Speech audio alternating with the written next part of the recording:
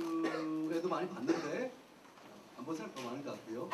저 지난주는 우리 함께 세제국 축제로 이렇게 말씀드렸죠. 사도행전으로 우리가 함께 보는 건 참 오래간만인 것 같습니다. 3주 만에 보는데 오늘 말씀 보기 전에 오늘 영상 광고 보셨죠? 영상 광고 플로 집회가 계속해서 이어지고 있습니다. 특별히 5월달을 맞이해서 이미 3번은 진행되었습니다. 여러분들 참여하신 분들은 너무 잘 알겠지만 5월달 가정의 달을 맞이해서 진실하고 영원한 사랑에 대해서 한번 메시지도 하고, 그 다음에 우리가 어떤 가정을 꿈꿔야 되는지, 그리고 그 가정을 어떻게 위해서 중보해야 되는지에 대한 이야기들로 함께 기도하고 함께 말씀 듣고 하는 시간들로 가득 채워졌습니다.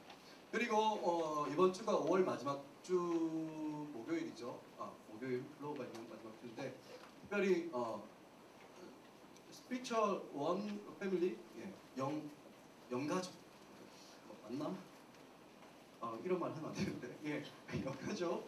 우리가 함께 하나 되면 이 공동체, 교회로서 우리는 어떠한 사랑을 해야 되고 어떻게 이 교회를 빌드업해 갈까에 대한 이야기들을 나누고 또한 기도하는 모임으로 모입니다. 그래서 특별히 이번에 플로우 집회는 제자반 홈커밍데이, 제자반 하는 사람들뿐만 아니라 이미 제자반을 했던 사람들이 또 함께 오래간만에 모여서 함께 기도하는 시간들을 그 반별로 또 가진다라는 그런 이야기도 있습니다. 그래서 여러분들 잘 참조해 주셔서 참여하시면 좋겠고요. 이것보다 더 중요한 모임이 있는데 가려버렸네. 뒤에 뭐가 숨어져 있죠? 웨이크업이 숨어져 있습니다. 이번 주 5월 마지막 주 금요일입니다. 5월 마지막 주 금요일이라서 이번 주 금요일이 우리가 우리 대학 오부 기도회로 계속해서 또한 함께 모입니다. 함께 대학 오부 공동체가 품고 있는 그 한 소망을 위해서 기도하고 함께 나아가기 위해서 축복하고 서로를 세워가는 그런 기도회로 진행되어지는데요. 또 함께 하셔서 또 함께 기도의 자리를 가득 채워주고 함께 한 마음을 나눴으면 좋겠다는 생각입니다. 여러분들 기억하셔서 기도의 자리, 기도의 자리가 계속해서 만들어지는 이유는 뭘까요? 기도하라는 거. 그렇죠? 기도의 자리가 계속해서 만들어지는 거는 여러분이 기도해야 된다는 그 이야기겠죠. 그래서 여러분들 기도의 자리에서 나와 함께 기도하는 여러분 되시길 간절히 소망합니다. 오늘 우리 함께 볼 말씀은 사도행전 4장에 있는 말씀이고요. 사도행전 4장 1절에서 7절까지 말씀입니다. 사도행전 4장 1절에서 7절까지 말씀입니다. 우리 함께 다 찾으셨으면 교독할까요? 제가 읽고 여러분들 읽고 이렇게 교독하고 마지막 7절은 같이 읽도록 하겠습니다. 제가 먼저 읽습니다. 사도들이 백성에게 말할 때에 제사장들과 선전 맡은 자와 사도교인들이 이르러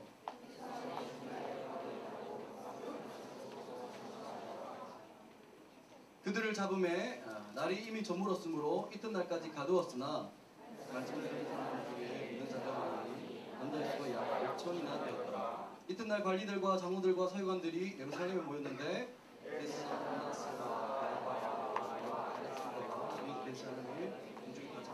읽습니다. 사도들을 가운데 세우고 누구의 이름으로 일을 행하였느냐. 아멘. 원래는 한 4절까지 보려다가 7절까지 다 보면 좀 좋겠다는 생각에 애매하게 끊겼지만 7절까지 오늘 우리가 함께 다룰 말씀은 이제 4장입니다. 4장. 지난주까지 3장을 지난주는 아니죠. 지난주는 이렇게 왔고 지난주에서 3주 전까지 3장을 다루었습니다. 저는 믿습니다. 여러분들이 3장의 내용들을 다 기억할 줄 저는 믿지만 새생명 축제 이후에 오신 분들을 위해서 잠시 3장에 어떤 일이 있었는지를 요약하고 계속해서 이어서 이야기했으면 좋겠습니다. 오순절 성령 강림 사건 이후의 사건이 3장에 나오는 이야기였습니다. 베드로와 요한이 성전에 기도하러 올라가죠. 그때 성전 미문에 앉아서 구걸하던 나면서부터 날 때부터 못 걸었던 그 사람과 마주칩니다. 그 사람은 성전에 올라가는 베드로와 요한에게 동일하게 구걸을 하죠. 그런데 베드로와 요한은 그가 요구했던 그 달라는 돈을 안 주고 나사렛 예수 그리스도의 이름으로 일어나 걸으라고 그렇게 이야기하고 그를 잡아 일으킵니다. 그때 어떤 일이 일어납니까? 놀라운 일이 일어납니다. 나면서부터 못 걷게 되었던 그 사람의 발과 발목에 힘이 들어가고 일어나 걷기도 하고 뛰기도 하면서 하나님을 찬양하고 찬송하는 일이 일어났습니다. 평생 성전 문 근처에서 구걸만 하던 사람이었습니다. 그렇게 구걸만 하는 사람은 사도 베드로와 요한에게는 돈 한 푼도 얻지 못했지만 그의 삶에 있어서 가장 핵심적인 문제를 해결받죠. 그죠? 그에 있어서 복음은 그가 계속해서 요구했던 은과 금이 아니었습니다. 그에게 있어서 복음은 은과 금이 아니고 돈이 아니었습니다. 그를 일어나게 하고 그를 걷게 하고 뛰게 하는 나사렛 예수 그리스도의 그 이름이 그에게 복음이었습니다. 그 복음을 사도 베드로와 요한은 나면서부터 걷지 못했던 그 사람에게 전해줬던 그 일이 일어나자 어떤 일이 있습니까? 성전에 있던 사람들이 다 놀랍니다.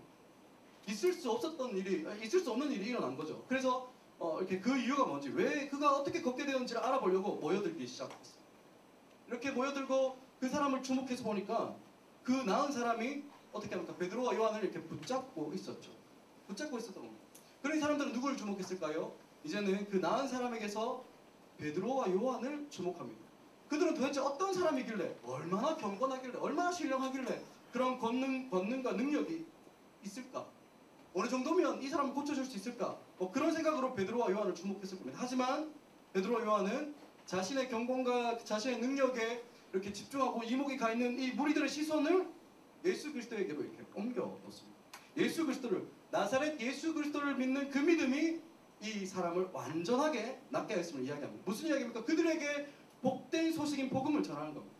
어떻게 하면 은과 금을 더 많이 얻는가? 그 이야기를 하는 것이 아니라 그의 본질적인 이 결핍, 그의 본질적인 부족함, 연약함을 채워주는 나사렛 예수 그리스도, 그 복음을 그곳에 모여든 무리들에게 이야기를 하죠. 그게 3장에 있는 이야기입니다. 이어서 4장에 있는 내용을 보면 사도들이 백성에게 그 이야기를 하고 있었어요. 그 이야기를 하고 있었을 때 1절을 보니까 제사장들과 성전 맡은 자와 사두개인들이 그들에게 다가옵니다. 사도들에게 다가옵니다. 그리고 어떻게 합니까? 사도들을 붙잡죠. 그리고 그 다음 날까지 붙잡아서 가두어 놓습니다. 더 이상 그들이 하고 있는 이야기를 못하도록 가로막는 겁니다. 한글 성경에 보면 사도들이 백성에게 말할 때라고 이렇게 번역하고 있는데 헬라 문법을 정확하게 살리지 못했는 표현입니다. 이것을 좀 더 정확하게 설명하면 분사로 되어 있는데 사도들이 백성에게 말하고 있을 때, 즉 말하던 내용이 계속해서 진행되고 마무리가 안 됐을 때, 끝날 무렵 이런 게 아니라 정확하게 이야기하면 말하고 있는 중이었습니다. 사도들이 이 복음을 이야기하고 전하고 있었는데 그가 전하고 했던 그 이야기를 다 끝낸 것이 아니라 한창 이제 복음을 이야기하고 예수 그리스도에 대한 이야기, 우리도 봐서 알지만 이제 하나님에 대한 이야기를 했으니까 예수 그리스도에 대한 이야기, 구체적인 이야기를 하려고 하는데 그때 온 겁니다. 하고자 했던 이야기를 다 전하지 못했는데 그때 제사장과 성전 맡은 자와 사도개인들이 와서 그들이 전하고 있는 말, 그가 하던 이야기를 다 끝내지 않고 잡혀가고 잡아 가두어버려. 그렇다면 이 사도들이 전하는 이 복음을 가로막고 있는 사람들, 그죠? 그 전하던 말을 가로막고 있는 사람들, 제사장, 성전 맡은 자, 그리고 사두개인들, 어떤 사람이었을까? 제사장이 가장 먼저 언급되어 있죠. 제사장은 이미 잘 아실 겁니다. 이미 이렇게 성전에서 이렇게 예식을, 성전에서 행해지는 모든 종교의식을 주관했던 사람들이 제사장이죠. 여러분들 그렇게 알고 계실 겁니다. 맞습니다. 성전에서 하나님께 드리는 예배, 그런 제사 가르침을 주관했던 사람들이 바로 제사장입니다. 이스라엘 사람들은 어떤 사람이었습니까? 하나님의 백성, 하나님의 선택된 민족, 선민이라고 이야기를 하는데 하나님의 선민임을 자처하고 있었던 사람들이었습니다. 그런데 그들이 하나님께 드리는 종교 의례, 하나님의 선택된 백성들이, 그 민족, 그 사람들이 하나님께 드리는 예배, 그 예배를 집전했던 사람입니다. 관리했던 사람이죠. 그러니 이스라엘 사람들은 어떻게 했습니까? 그들의 리더십을 따랐거든요. 이 제사장들은 이스라엘의 지도자들이었습니다. 리더십이었습니다. 제사장들이 그리고 그 제사장들의 최고 우두머리는 대제사장이라는 사람이었습니다. 6절을 보면 대제사장 안나스와 가야바와 요한과 알렉산더 이런 사람들이 이렇게 쭉 나오죠. 그리고 대제사장 문종이라고 나오죠. 여기 나오는 안나스와 가야바는 예수를 죽이라고 유대인들을 선동했던 사람입니다. 야, 너 이제 예수를 죽이라고 외쳐. 예수 죽여야 돼. 그래야지 너네가 살아. 이런 이야기를 했던 사람입니다. 뒤에서 조작했던 사람입니다. 그리고 그 당시 예수를 죽이기 위해서 그 지역의 총독이었던 빌라도에게 예수를 십자가에 못 박아 죽지 않으면, 예수를 사형시키지 않으면 아마 이들이 어떻게 될지 모릅니다. 이 백성들이 이렇게 당신에게 위협될 수 있습니다. 라고 이렇게 보이지 않는 압력을 가했던 사람이 바로 이 가야바, 안나스 이런 사람들. 이 말은 뭐냐면 이스라엘 사회를 주동할 수 있는 사람이었다는 이야기입니다. 이들의 신분이, 이들의 지위가. 그리고 로마 제국 총독, 그 지역의 유대 총독은 그냥 그들 사람들 스스로 세운 사람이 아니라 로마 제국에서 로마 정치적으로 보냈던 권력자입니다. 로마 제국에서 보낸 총독이죠. 그런데 이스라엘 사회뿐만 아니라 그 로마 제국의 총독까지 압력을 행사할 수 있는 그런 지위에 있는 사람들이, 바로 그런 집단들이 바로 제사장 집단이었습니다. 제사장들이었습니다. 두 번째 거론되고 있는 사람들은 성전 맡은 자들입니다. 성전 맡은 자. 헬라어로는 좀 읽기 어려운데 스타라테고스라고 이야기합니다. 스타라테고스. 발음이 정확한지는 묻지 마십시오. 제가 정확한 건 잘 모릅니다. 스타라테고스. 어떤 성경책에 보면 좋은 성경에는 요 밑에 이렇게 갑주를 달아놓습니다. 경비대장 이렇게 경비대장, 그죠? 그래서 우리는 요걸 보고 우리 아파트 단지에 있는 관리하는 아저씨 뭐 이 정도 생각하는데 그 정도가 아닙니다. 원래 스트라테고스라는 말은 장군, 통치자, 총독의 의미로 최고 고위직에 있는 그런 사람들을 일컫는 말입니다. 이 예루살렘 성전의 이 치안과 경비를 담당하고 있는 총책임자가 바로 이 오늘 성경에 나오는 성전 맡은 자들이죠. 그 로마 역사가 중에 요세푸스라는 사람이 있습니다. 그의 책에 보면 유대 전쟁사라는 책이 있는데 그 사람이 이렇게 기록하기를 스트라테고스 이 사람은 이 직분은 대제사장, 제사장 중에 제일 우두머리인 대제사장을 이어서 유대교 내에서 유대 사회 내에서 서열 2위라고 기록하고 있습니다. 그런 직책이라고 밝히고 있습니다. 그런 사람이 왔습니다. 세 번째 이야기하는 사람들은 사두개인이라고 이야기합니다. 사두개인은 우리나라 말로 이렇게 사두개인이라고 하는 사두가이라고 이야기합니다. 사두가이라고 이야기하는데 이들은 유대교의 한 종파입니다. 한 큰 두 가지 맥락이 있는데 그 중에 한 개입니다. 한 가지 종파인데 당시에 이 정치적이고 경제적인 실권을 장악하고 있었던 집단이 바로 이 사두개인들이었습니다. 그들은 지배자인 로마 제국과 긴밀한 관계를 유지하면서 이 자신들이 장악하고 있는 권력과 부 그리고 기득권을 고수하기 위해서 수단과 방법을 가리지 않았던 사람입니다. 종교적 지도자인데 그랬다는 거예요. 그 결과 그들은 유대인의 그 각 사회 계층에서 상위직을, 관리들을 거의 다 독차지하고 있던 집단들이었습니다. 대제사장과 제사장 뭐 이런 사람들은 물론이고 앞에서 이야기하는 이 스트라테고스 이 사람들, 이 성전 맡은 자 모두가 웬만한 사람들 다 이 사두개인들이라고 생각하시면 됩니다. 사두개파였습니다. 결국 이 세 부류의 사람들은 한 통속이었습니다. 사두가이, 이 당시 이스라엘 사회 전반에 걸쳐 있는 최고 상류층, 상위층의 실세 그룹이었죠. 성전 중심의 사회였습니다. 그런데 성전에서 일하는 그 사람들, 그 지휘들, 그죠? 성전의 요직들을 두루 차지하고 있는 그래서 이 사람들을 충분히 선동할 수 있고 또한 그것을 다스리고 있는 로마 제국의 권력과 결탁하거나 혹은 자기 마음에 안 들 때는 압력을 가할 수 있는 그런 사람들이 바로 이 사두가이파들 사람들이었습니다. 그런데 이들은 사도들이 전하는 복음을 나사렛 예수 그리스도의 이름을 백성들에게 전했던 것을 싫어했습니다. 왜 그들이 성전에서 사도들이 이야기하는 그 복음의 내용을 싫어했을까요?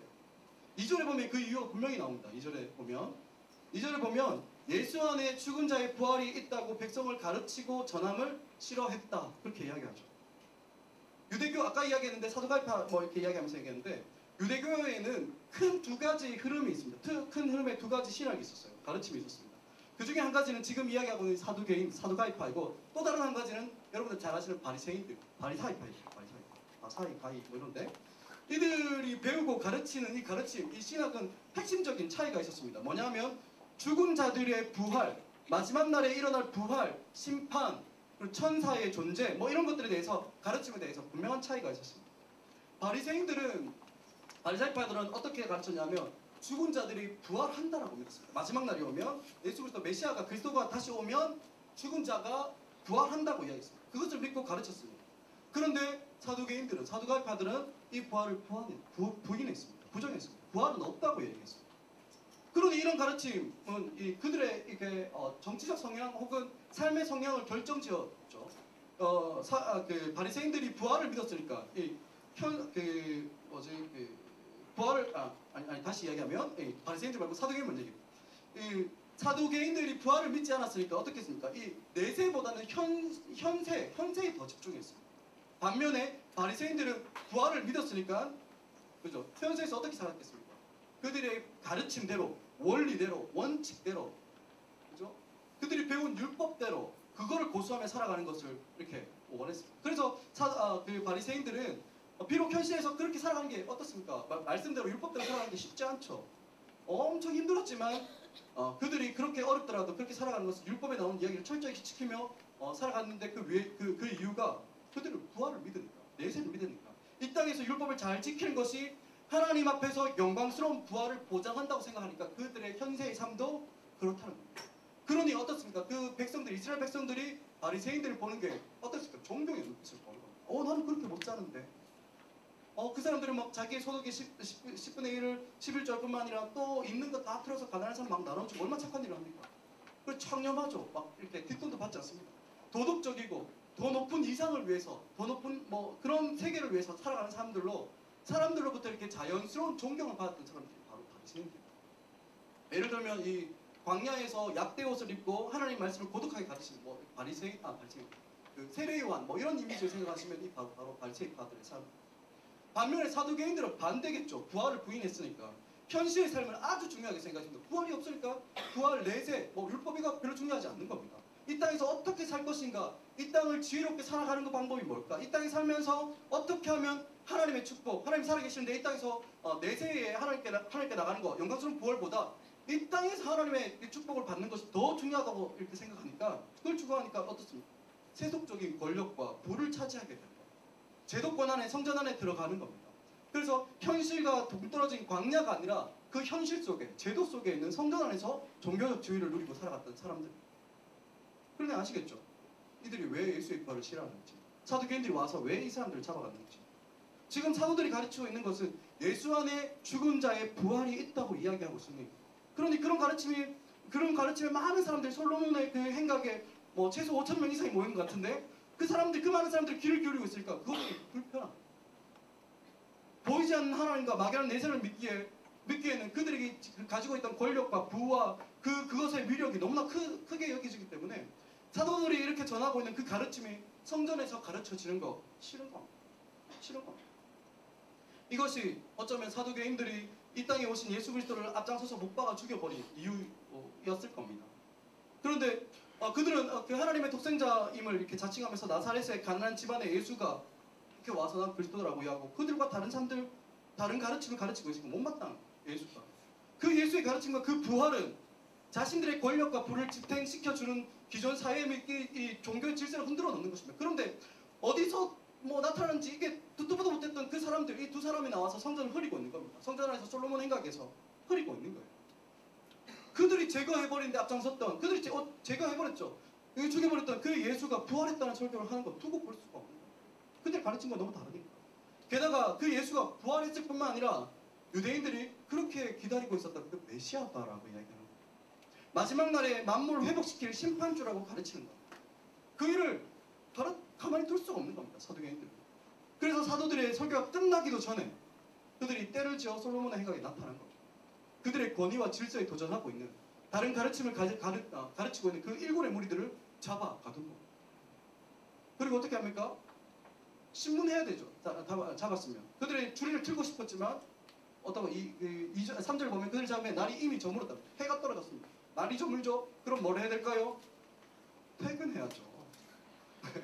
야근도 좋지만 이들 다 결혼했던 사람들입니다. 제사장, 뭐 바리새인, 뭐 이런 사람 다 결혼했던 사람들. 다 가정이 잠깐 퇴근해야죠. 그래서 심판하는 거, 신문하는 거 다음 날로 넘겼습니다. 그죠? 이거 성경에서 이야기하는 겁니다. 그런데 다음 날로 이렇게 신문날을 넘겼는데 재밌는 일이 발생합니다. 저는 볼 때 아주 재밌는데 여러분 어떨지 모르겠습니다. 5절을 우리 한번 읽었으면 좋겠는데, 5절 같이 읽었으면 좋겠습니다. 5절 시작. 이튿날 관리들과 장로들과 서기관들이 예루살렘에 모였는데, 왜 5절을 읽으면 잘 이해가 안 되시죠? 이거 뭐야? 이런 우리에게 믿음을 주고 확신을 주는 말도 아닌데 왜 같이 읽었을까? 그죠? 제가 목이 말라서 그런 것도 있고요. 차이가 있습니다. 차이가. 오늘 유난히 많이 빠른 것 같은데? 천천히 좀 할까요? 차이가 있습니다. 이튿날에 모인 사람들 구성 때문에 읽었습니다. 구성 때문에. 1절에 사도들을 잡아 가두었던 사람들 비교해보면, 그 사람들과 비교해보면 신문하기 위해서 그곳에 모인 사람들과 신분이 조금 달라 보이죠. 이튿날 모였던 사람들은 관리들, 장로들, 서기관들이었습니다. 관리들, 장로들, 아까 이 사람들은 아까 이야기했던 사두개파라고 생각하면, 사두개인이라고 생각하시면 돼요. 그런데 거기에 모여 있었던 사람 중에 좀 어색한 사람이 한 무리가 있는데 뭐냐면 서기관들이 누구냐면 그들은 율법학자였습니다. 율법과 조상들의 가르침에 정통했던 전문가들이죠. 그런데 그런 서기관들 누가 주도했을까요? 바리새인들이죠. 바리새인들이 대부분 다 이렇게 서기관을 이렇게 맡고 있었어요. 왜? 그들은 세속적이지 않고 율법에 전통하고 율법을 연구했던 사람들이에요. 그래서 그들이 이렇게 맞는 겁니다. 아까 앞에서도 이야기했지만 사도들을 잡아가던 사도개인들과는 어떻습니까? 반대파에 속했던 사람입니다. 반대편에 있던 사람들. 신학적인 차이가 완전히 분명히 차이 났습니다. 부활과 심판과 천사와 상급과 내세, 뭐 이런 신학에서 완전한 반대 입장을 가지고 있었던 사람. 단지 신학이 다르다는 것만이 아니죠. 신학이 다르니까 어떻습니까? 지향점이 다릅니다. 지향점이 다른 거죠. 사도개인들은 아까 얘기했듯이 현세지향적이고 바리새인들은 내세지향적입니다. 그러니 어떻습니까? 서로가 서로를 이해할 수가 없죠. 도저히 일체를 이룰 수 없는 집단입니다. 서로를 이해하기는커녕 도저히 이렇게 변론지간입니다. 서로를 비난하고 야 얘네들은 믿음이 없어, 얘네들은 신학이 없어, 뭐 이런 이야기를 하고 있는 겁니다. 얘네들도 구원이 있을까? 얘네들도 하나님을 믿을까? 뭐 이런 이야기. 그런 이야기. 서로가 서로를 인정하지 않고 비방했던 사람들이 이 바리새인들과 사두개인입니다. 서기관들과 이 관리들입니다. 그런데 오전을 보니까 이들이 한 자리에 앉아. 이들이 한 자리에 앉아 있고, 그리고 전날 잡혀온 사도들을 향해서 함께 신문하고 함께 위협하죠. 어떻습니까? 한 마음을 이루는 일이 놀라운 복음의 역사가 아니죠. 복음의 결과물인지 모르겠지만 이들이 화합되고 하나가 됩니다. 참 이게 아이러니한데. 그렇다면 이들이 일치를 이루고 있는 것이 무엇일까? 그들의 관심이었어요. 그들의 관심이 그들을 일치로 모았습니다. 하나로 모았습니다. 사두개인이든 바리새인이든 그들이 가지고 있는 관심 어떤 것일까요? 7절에 나옵니다. 7절 봅시다. 7절도 같이 읽읍시다. 시작. 사도들을 가운데 세우고 묻되 너희가 무슨 권세와 누구의 이름으로 이 일을 행하였느냐? 이들의 관심이 어디에 있습니까? 지금 성전에 일어난 그 일에 관심이 있습니까? 아니죠. 성전에서 지금 일어난 일은 날 때부터 못 걷던 40평생을 그 자리에 앉아서 그렇게 구걸했던 그 사람이 일어나 걷게 된 사건이 있었습니다. 아무도 부인할 수 없는, 모든 사람들이 놀라서 모여들고 있었던 그 일, 날 때부터 못 걸었던 그 사람이 일어나서 뛰어 걷고 찬양하고 아무도 부인할 수 없는 사실이죠. 그런데 문제는 이곳에 모인 이 사두개인들과 바리새인들, 이 사건에 대해서 관심이 없는 거예요. 무엇이 그 사람을 일으키, 그 사람의 문제를 해결한 그 복음의 내용이 무엇인지 관심이 없는 겁니다. 오히려 관심은 우리가 읽은 바대로 뭡니까? 너희가 무슨 권세, 누구의 이름, 그걸로 행했느냐? 거기에 방점을 찍히는 겁니다. 너희가 그렇게 가르치고 너희가 그런 일을 하는 권리, 권세, 그거 허가 누구한테 얻었냐는 겁니다. 사도들이 그를 일으켜 세운 것, 그런 거 그게 뭐 누구로부터 허락받았냐? 누구로부터 이거 해도 된다. 그게 더 궁금하다는 겁니다. 누가 일어났는지, 어떤 일이 일어났는지 그것보다는 그게 더 궁금해요. 그들의 배경이 더 궁금하다는 겁니다. 그들의 근거가 더 궁금하다는 겁니다. 왜? 그들이 하나님을 몰라서일까요? 복음을 몰라서일까요? 왜 이것을 물어봤을까? 정말 그들이 그 권능과 지혜와 은사를 주신 분이 궁금했을까? 아니죠. 절대 그들은 그렇게 생각하지 않았습니다. 이튿날 그들을 신문했던 그 자리에 유대의 모든 리더십 다 모였습니다. 그들이 생각할 만한 권세, 배경, 근거 있는 사람, 허락을 내줄 수 있는 허락권자, 뭐 그런 사람들 그곳에 다 모였던 겁니다. 그런데도 도대체 누가 이 일을 시켰느냐? 도대체 누가 그런 일을 가르쳐 주었느냐? 누가 그런 것을 말하게 했느냐? 그걸 따지고 있는 겁니다. 사도들이. 유대교의 큰 두 줄기가 가르치고 거기 다 모였습니다. 그런데 그들 중에 아무도 그것을 하도록 그런 근거를 제시해주고 권위를 빌려준 사람은 그곳에 아무도 없다는 거죠. 그래서 그들에게 따지고 있는 거예요. 그들이 가지고 있는 권위를 가지고 바리새인들과 바리새인들과 사두개인들이 가지고 있던 그 권위를 가지고, 그들이 누렸던 그 힘을 가지고, 그 권세를 가지고, 그 권위를 가지고 누르고 있는 거예요. 그런데 그 바리새인들과 그 사두개인들이 가지고 있던 권세, 권위 어디로부터 온 겁니까? 제도로, 사람들의 종교로부터 온 거죠. 성전이라는 그 사회적 제도와 질서 가운데서 그 제도를 차지하고 윗자리를 차지하면서부터 나오는 그 권세죠. 그리고 바리새인들의 권세는 어떤 겁니까? 권위는 어떤 겁니까? 사람들이 존경해주는 그것에 권위를 두고 있는 거죠.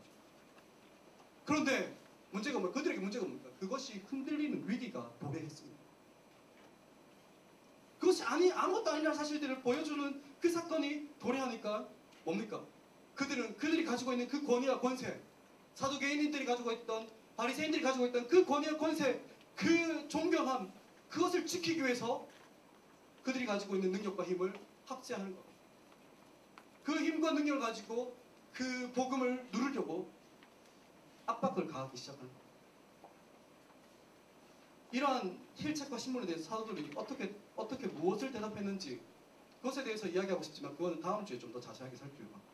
대신 오늘 우리가 봐야 하는 것은 이 핍박과 압박 속에 복음은 어떻게 되었는가? 복음은 과연 눌려 있었는가? 과연 그 복음의 진보는 막 가로막혔는가? 오순절 강림했은 이후에 3,000명이 돌아왔지만 그 위에 아무런 사건이 일어나지 않았는가?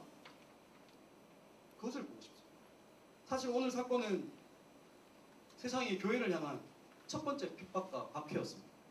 교회를 향한 비난과 박해, 복음을 향한 비난과 박해는 우리가 생각하기에 오늘날 최근 들어서 현대 들어서 처음 일어나는 것이라고 생각하지만 그것이 아닙니다. 복음이 전해지는 곳이면 그것이 언제든 어디에서든 일어나는 것입니다. 바로 그런 일입니다. 2000년 전에 이렇게 우리가 보듯이 복음이 가로막혔습니다. 그들이 가지고 있는, 세상이 가지고 있는 권세와 세상이 가지고 있는 지위와 힘을 가지고 복음과 그리스도의 몸인 교회를 가로막았습니다. 그렇다면 이 시대에 복음과 그리스도의 몸인 교회를 가로막는 것은 무엇입니까? 제가 생각할 때는 가장 중요한 것은 이 시대의 사상의 흐름입니다. 다원주의죠. 특별히 종교적 다원주의. 어쩌면 그 다원주의자들은 그들이 가장 지혜롭다고 이야기합니다. 왜? 진리가 하나일 수 없다는 것을 이야기하거든요. 진리가 하나일 수 없다는 걸 이야기해요. 절대적이고 초월적인 구원을 이루는 방식은 하나일 수 없다고 이야기합니다. 그래서 그 구원을 위해서는 각자가 추구하는 방식으로 열심히 추구하다 보면 그 결국 궁극은 하나인데 여러 가지 루트가 있을 수 있다라고 이야기하는 겁니다. 아주 그럴듯하죠. 이런 우리 속담에 뭐로 가든 서울만 가면 된다 이런 이야기가 있지 않습니까? 그거 일치되는 이야기입니다. 아주 그럴듯하고 지혜로운 이야기처럼 들립니다. 그래서 그 사람들의 이야기가 뭐예요? 모두를 인정하자는 거예요. 모두도 인정. 너도 진리에 이르는 길일 수 있고 나도 진리에 이를 수 있는 길이다. 이것을 인정해 주자는 것이죠. 그래서 혹시나 서로를 서로 인정해 주다 보면 어떤 일이 발생해요? 어쩌다 혹시나 내가 선택했던 내가 추구하는 이 진리가 가짜이면 가짜라서 마지막에 그 절대적이고 초월적인 존재 앞에 섰을 때 그죠? 헛다리 짚었다 이렇게 말 못하잖아요. 그죠? 그러니까 어떻게 이야기합니까? 그럼 나도 다른 방법 인정했습니다. 라고 그런 변명할 거리를 만들자는 거예요. 어쩌면 생각해보면 너무나 지혜로운 방법이에요. 하지만 거기까지. 다원주의는 절대 지혜롭지 못합니다. 종교적 다원주의를 주장하는 사람들은 어쩌면 그들의 입장에서는 최선의 선택일 수 있습니다. 왜냐하면 인간은 한계가 있고 유한하기 때문에 완전한 지혜를 가지지 못하는 것을 인정하는 것이죠. 그러니까 가능성을 두자는 그 이야기입니다. 지혜롭지 못하기 때문에 스스로 진리를 알 수 없고 진리를 알 수 없으니 모든 것이 가능하다는 이야기를 해야지 자신이 방어할 수 있는 최소한의 논리를 가질 수 있다는 것. 그것입니다.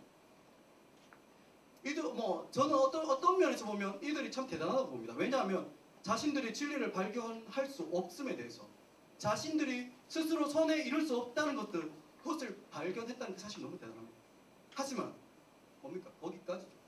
그것을 뛰어넘지 못하는 겁니다. 그들은 진리가 없으면 유일한 진리를 이야기할 용기가 없습니다. 그들에게 진리가 없으니까 용기가 없습니다. 다른 것과 구별할 수가 없는 거죠.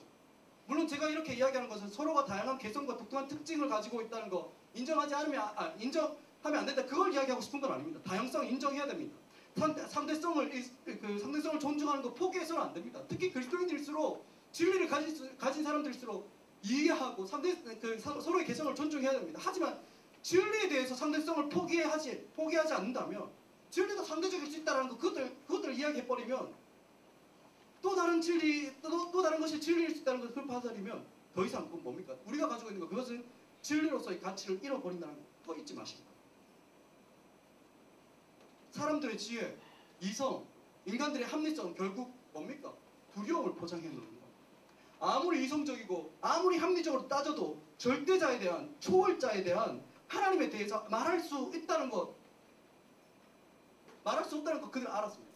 그에 대해서 내가 말할 수 없다는 거 따라갈 수 그거 알았습니다. 그러니까 그들의 선택은 뭡니까? 모든 것을 포용하자는 겁니다. 모든 것을 헌영하자는 겁니다. 하지만 성경은 뭐를 이야기합니까? 분명하게 그것을 거부합니다. 하나님께 나아가고 인간의 구원을 얻을 수 있는 것, 그 길 유일하다, 하나밖에 없다라고 이야기하죠. 이러한 진리를 성경은 포기하지 않습니다. 개성은 존중해야 됩니다. 하지만 개성 다 포괄해야 됩니다. 하지만 그것은 진리의 문제와는 별개라는 이야기입니다. 하지만 진리의 문제에 있어서는 다원주의 거부해야 된다는 그 이야기를 하고 있습니다. 절대적 가치에 대해서 절대적 가치에 대해서 부정은 인간이 할 수 있는 어쩌면 최고의 선택입니다. 그래서 절대 가치를 이야기했던 모더니즘에서 포스트 모더니즘으로 이렇게 넘어왔죠. 죄송합니다. 여러분들 무슨 말인지 잘 모르겠지만 절대적 기준에서 이제는 다양성을 인정하는 시대로 넘어왔다는 겁니다. 사실 그것의 그 핵심에 뭐가 있냐면 두려움이 있는 겁니다. 두려움이. 진리를 거부하였으니 너도 나도 진리가 될 수 있다는 이야기를 하면서 포괄적인 믿음을 이야기를 하는 이상한 선택을 하고 가는 겁니다.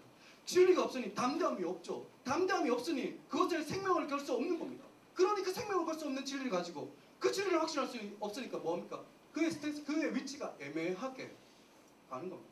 애매한 스탠스를 유지하면서 가는 겁니다. 이게 얼마나 어처구니 없는 일입니까?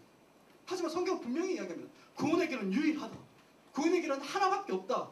12절에 보면 이렇게 해줘. 다른 이로서 구원받을 수 없나니 천하 사람 중에 구원을 받을 만한 다른 이름을 우리에게 주신 일이 없다라고 분명하게 선언하고 있습니다.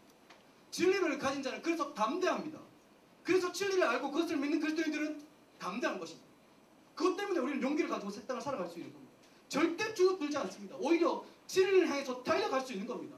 이 시대는 스스로가 이성적이고 합리적이라고 생각하지만 뭡니까? 그들의 선택은, 그들의 이야기는, 그들의 논리는 나는 바보다라고 얘기하는 거 마찬가지입니다. 스스로가 바보가 된 거죠. 스스로가 진리를 포기함으로써 담대함을 잃은 거죠. 똑똑해 보이지만, 합리적으로 보이지만, 이성적으로 보이지만 이건 바보입니다. 이런 것이 진리의 복음을 막을 수 없다. 예수 그리스도의 그 복음을 막을 수 없다는 겁니다. 그리스도의 몸이 교회를 막을 수 없다는 겁니다. 또 한 가지 더 생각해 볼 것은 복음과 교회를 막는 것이 하나 더 있습니다. 그것은 또 다른 복음,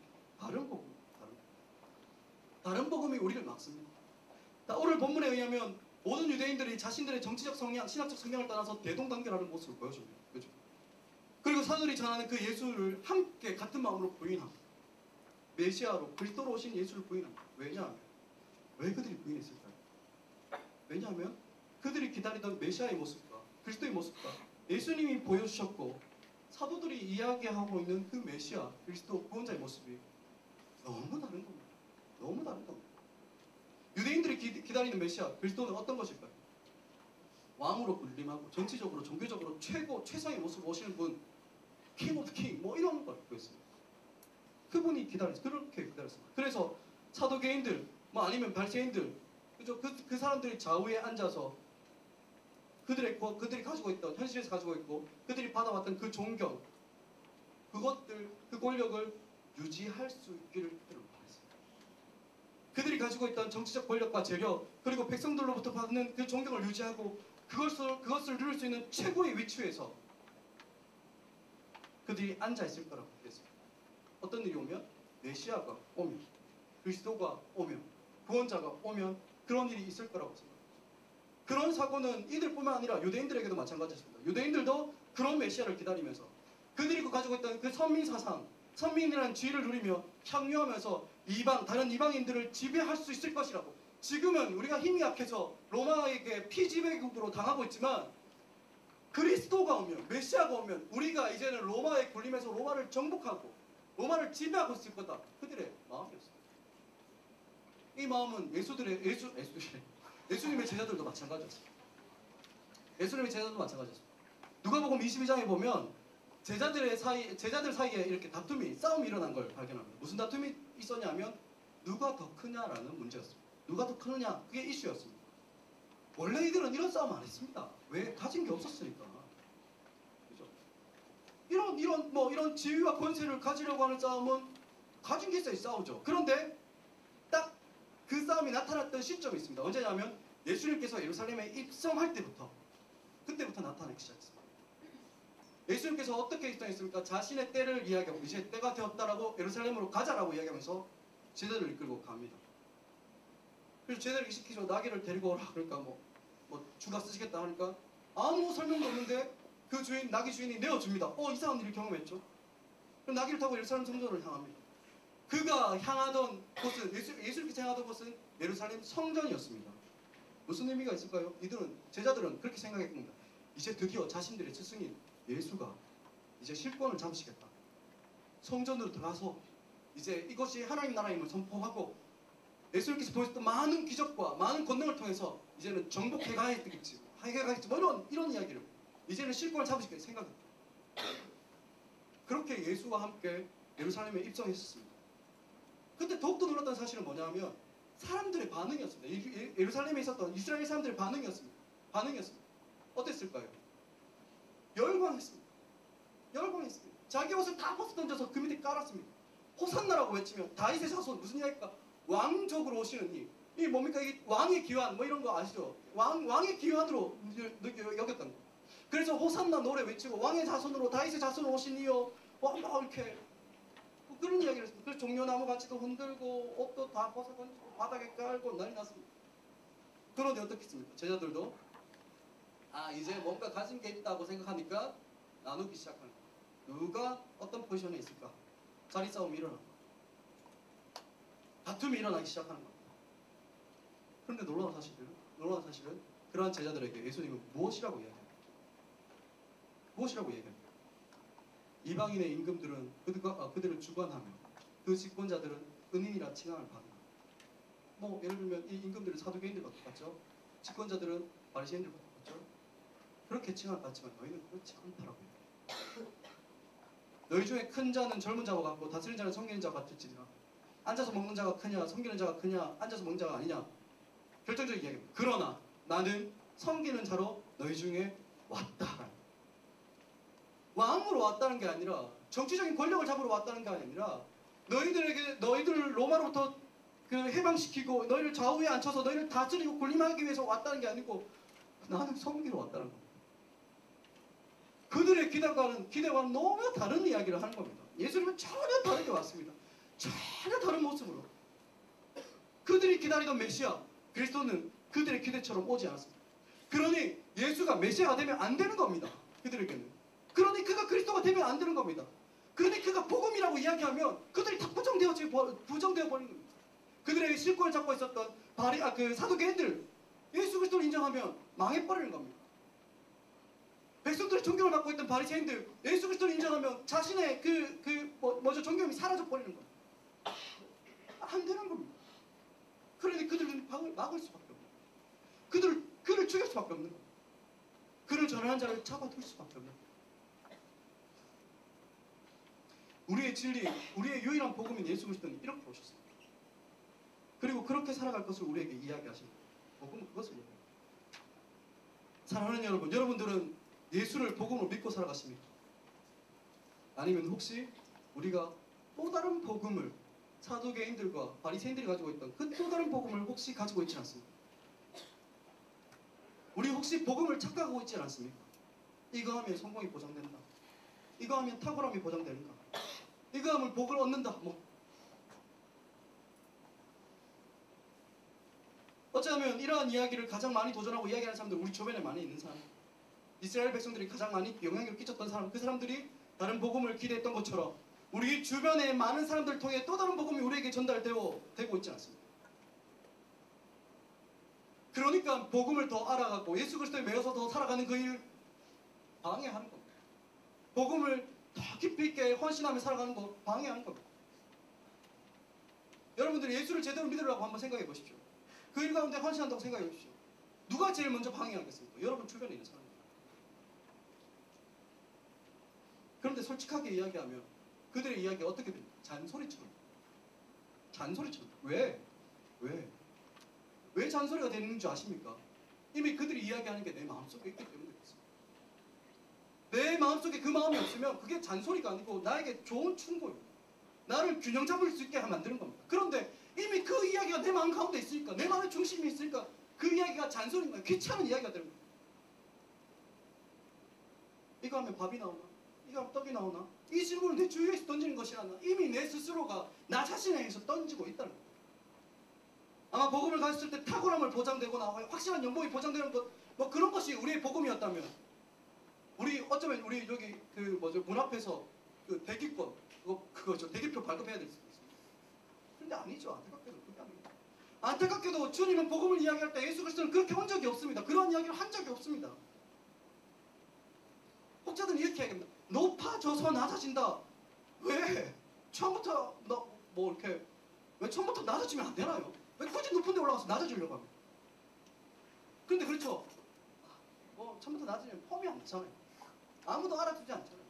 근데 복음은 아무도 안 알아주는 겁니다. 아무도 안 알아요. 이 불편한 진실이 복음을 가로막고 있는 겁니다. 교회를 가로막고 있는 겁니다.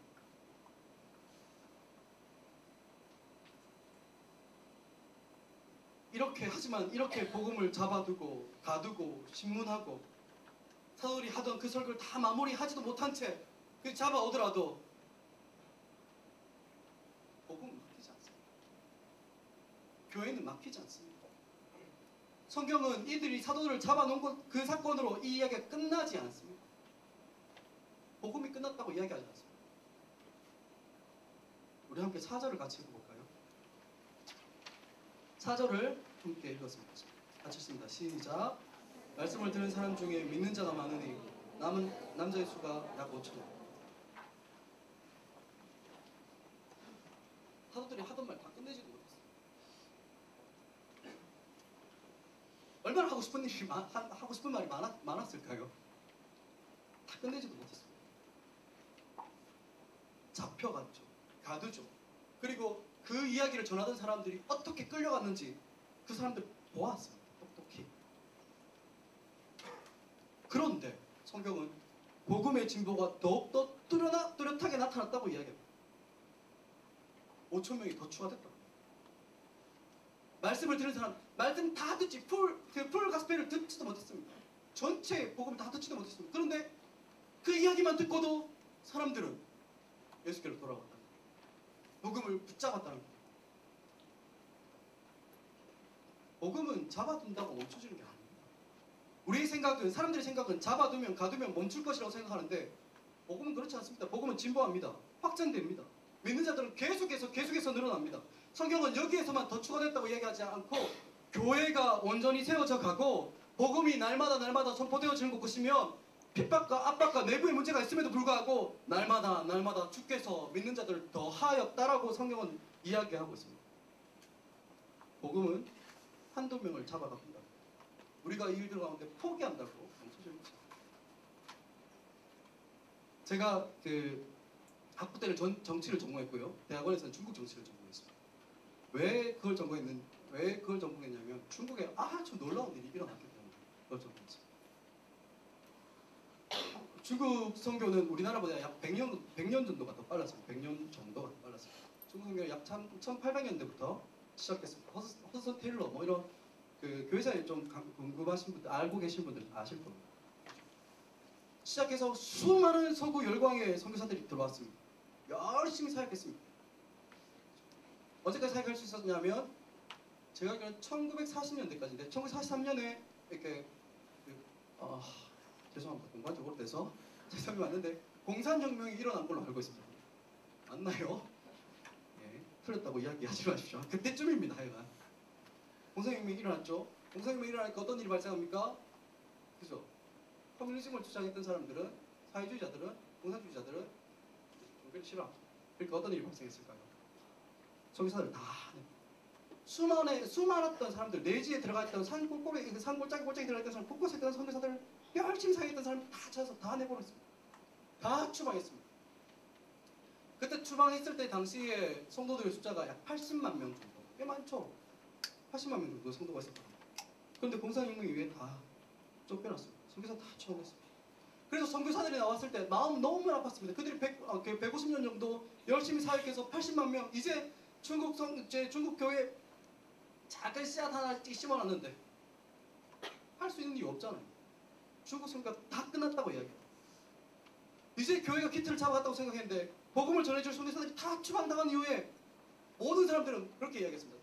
중국 교회는 망할 거다. 다 무너질 거다. 그렇게 그 이후에 중국의 문은 잠겼습니다. 그리고 시간은 흘렀습니다. 그리고 그 문이 언제 열렸습니까? 여러분들 아시는 분도 있겠지만 등소평의 개혁 개방 그 시대에 다시 문이 열렸어요. 1980년대 중이죠. 약 50년 정도의 시간이 흘렀던 것 같습니다. 개혁 개방 이후에 어떤 일이 있어요? 선교사들이 물밀듯이 다시 들어가 봤습니다. 왜? 빨리 조금이라도 그 가능성이 있으면 그거 붙잡아서 다시 교회를 세워야 되니까, 복음을 전해야 되니까.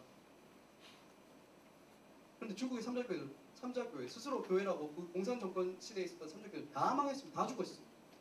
하지만 놀라운 사실은 지하교회, 가정교회를 통해서 복음이 계속해서 흘러가고 있었습니다. 그때 선교사들이 다 추방되었을 때는 80만 명 정도 되었습니다. 그런데 선교사들이 다시 들어갔을 때 한 얼마쯤 되었을 거라고 여러분 예상하십니까? 한 통계에 따르면 들어갔을 때 확인해 보니까 8천만 정도가 중국의 성도들이 있다고 추산할 정도로. 말이 안 되는 겁니다, 이거. 150년 동안 열심히 했는데 80명이었어. 80만 명이었어. 그런데 성교사 다 쫓겨났어. 다 문 닫혔어. 이제는 복음의 씨앗이, 복음을 전할 사람도 없었어.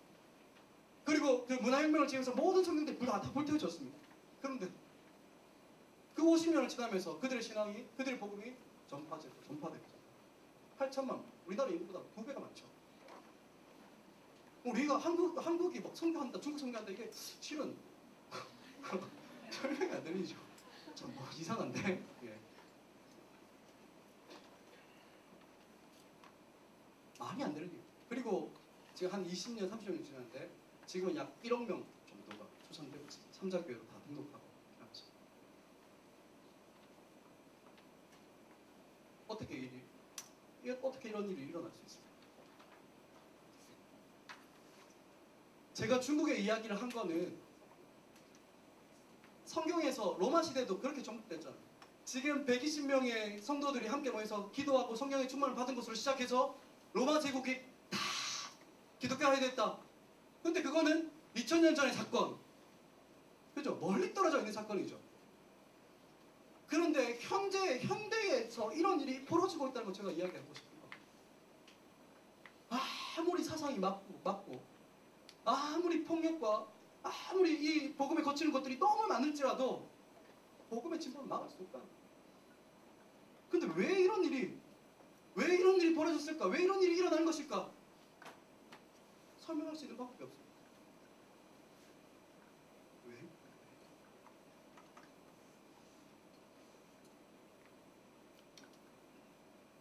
복음이 예수 그리스도가 진리이기 때문에. 복음이 진리이기 때문에. 그 진리를 가진 그리스도인들은 담대하게 그 시대에 그 시대에 맞설 수 있다. 왜 담대함을 가질 수 있다? 이 진리를 가지고 그 진리를 살아낼 때 그리스도인들, 그 성도들은 하나님 옆에서 실패한 사람이 아무도 없었기 때문에 그렇습니다. 이렇게 이야기하면 헷갈리죠? 그렇죠? 실패한 자가 없다고 해요. 다시 이야기하겠습니다. 이들이 복음과 함께 했을 때, 예수 그리스도를 그 마음 가운데 두고 그 복음을 생명을 살아냈을 때 그리스도가 예수 그리스도께서 그들과 함께 하지 않았던 적이 단 한 번도 없었기 때문에 그렇습니다. 그들이 예수 그리스도를 믿으니, 예수 그리스도를 만나고 하나님 나라를 맛보니 담대할 수밖에 없는 거예요. 사랑하는 여러분, 여러분들이 믿고 있는 게 바로 그 진리. 지금 여러분들이 듣고 있는 것이 바로 진리. 사랑하는 여러분, 담대함을 가지십시오. 담대함으로 여러분들이 살아가고 있는 현장에서 복음을 외치시기 바랍니다. 그리고 복음을 뚜렷하고 선명하게 살아내시기 바랍니다. 진리를 가지고 있는 사람들은 담대합니다. 물론 이것이 아까도 얘기했지만 무례하게 행해도 된다는 것, 그것을 이야기하는 것 아닙니다. 오히려 진리를 가지고 있는 사람은 사랑합니다. 사랑은 무례하게 행동하지 않는 것이라고 이야기합니다. 하지만 무례하게 행하는 것과 착각해서는 안 되는 것은 뭐냐면 주눅 드는 것, 그거하고 착각해서는 안 돼요. 여러분, 진리를 가진 자들은 겁내지 않습니다. 내가 진리를 가지고 그 말씀과 그 복음을 가지고 살아낼 때 마치 이 시대에서 나고 바보처럼 느껴질 것 같지만, 그들 가운데 함께 하지 못할 것이라는 두려움 들 수 있지만, 진리를 가지고 예수 그리스도를 그 마음에 품고 살아갔던 그 모든 성도들 가운데 하나님께서 함께하지 않는 그 실패를 맛본 사람은 단 한 사람도 없어요. 여러분, 그 진리와 함께 담대하게 이 땅을 살아가시고 그 진리를, 그 복음을 여러분이 살고 있는, 여러분이 살아가고 있는 그곳에서 담대하게 외치시기 바랍니다. 더욱더 우리 가운데 은혜인 것은 이 거룩하고 이 담대한 이 복음의 진보에 하나님께서 우리를 사용하시겠다는, 우리를 보내시겠다는 것입니다. 여름이 다가옵니다. 이제 곧 또 하천으로, 그죠? 이 감자와 내가 하나가 되는, 감자와 대동단계를 이루는, 그죠? 그 일을 통해서 하천을, 그 거리를 섬기는 그 일들, 그 가운데서 복음을 전하는 그 일들 시작될 것입니다. 그리고 지금까지 갔던 하이도우의 사역은 이제 마무리하고 또 다른 섬으로 우리 또 함께 더 나갈 것입니다. 그리고 놀라운 그 복음의 역사가 있던 그 중국으로 하나님 우리를 부르십니다. 물론 우리가 안 가도, 우리가 섬기지 않고 우리가 기도하지 않아도 복음의 진보는 일어날 것입니다. 복음을 막을 수 없으니까. 하지만 하나님께서 이미 진보할 그 일, 이미 승리하고 성공할 그 일 가운데 우리를 불러셨다는 것, 그것이 우리에게 은혜입니다. 하나님께서 우리를 쓰시겠다. 사랑하는 여러분, 이 영광스러운 복음의 진보 앞에, 이 부르심 앞에 반응하며 살아가시는 여러분 되시길 간절히 소망합니다. 우리 함께 말씀을 가지고 기도했으면 좋겠습니다.